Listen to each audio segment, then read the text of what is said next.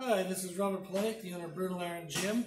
I wanted to show today a stretch with a roll pad that we have on our Sorenex squat racks. This is a stretch you can use to release some tension and tightness in the upper quads, which is typically an area that's tight when people sit a lot during the day. I have some clients who work out in the morning and then they have a desk job where they sit throughout the day. And in the morning they do the workouts, they damage their muscle fibers. But then when they sit down, those tissue fibers can kind of heal and adhere in ways that kind of that sitting position, that tight hip position, becomes kind of more stuck in place. So this is a way for them to open that tissue up beyond the other type of normal kind of stretches that we do, the contract release type stretches. So we're going to use this roll pad. I'm going to put it into the squat rack, and I'm actually going to set it about the height of my hip, my top of my thigh, and that's going to be variable per person. This is kind of just like you'll learn if I'm going to put my foot up on here, which you'll see in a second, is this too high for me to feel like I can do it correctly? Is it too low to not feel a good stretch? It's kind of a choice person to person. If you don't have a roll pad like this, which most people won't, you can use the arm of a couch, you can use any kind of the edge of a bed, anything, like even a chair. You just might want to put a sweatshirt over it, but something around this height in your house or at your gym, anywhere you have access to.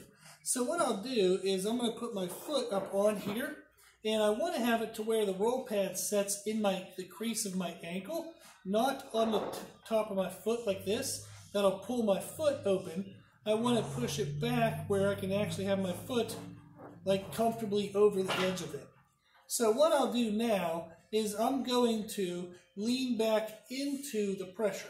I'm going to move the camera so you can actually see this maybe a little bit better in regards to what angle my body is in. So we'll see if this is maybe a better kind of overall angle to see the positioning. So again, I throw my foot on after I kick it. And again, this is in a comfortable position where I don't feel like I'm splayed open with my foot. I have it pushed back where I can move my foot freely.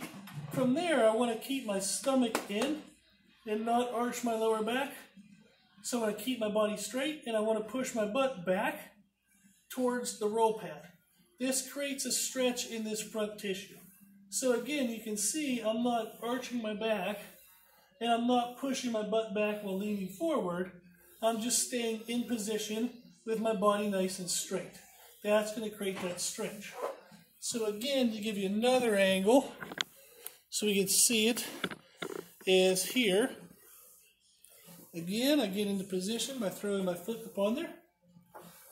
I can back into the position. I can keep my hips in good neutral alignment. So again, not arching, just nice neutral alignment, and I can push my butt back.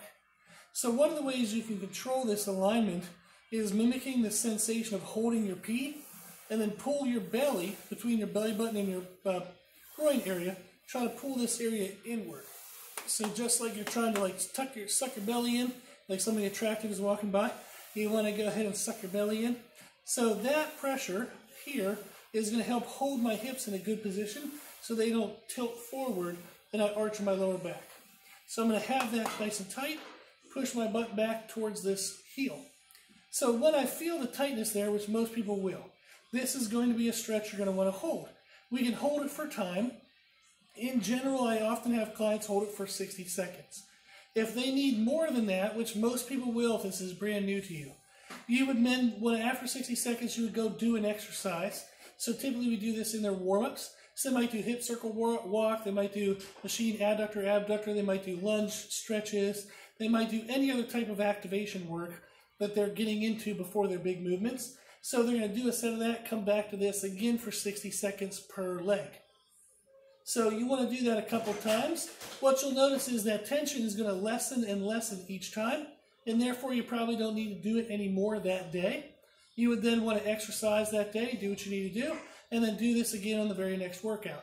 So if the next workout's an upper body one, you would still superset this in with the other workload that you're doing. If you need to create more tension with this, what you can do is once staying straight up and pushing back no longer is that challenging, you can turn your upper body away and try to twist into the pressure. That'll pull more of this tissue for more challenge. So twisting into the pressure. And right now my butt is touching my heel, so that's a good sign that I'm probably opened up enough tissue and I don't need to keep doing that forever. So this is an example of a stretch you can use if you have a roll pad in a squat rack. Again, if you don't, you can use the edge of the couch, chair, anything around the gym, anything around your house that is about the height of your upper thigh. So give that a try. Like we said, 60 seconds at a time. Mix it into other exercises. Do this a couple days in a row until you can pretty much just throw your foot on there and your butt touches your heel. For most people, that's a good sign that you don't need to keep doing it. This is not something you have to do on a regular basis. Just every once in a while, it's good to check maybe once a week just to see how you're feeling, to see if you need to do that. So hopefully that helps. If you have any more questions, just check out our website at www.brutalirongym.com. You can always send us questions there, and we'll make more videos for you. Thank you.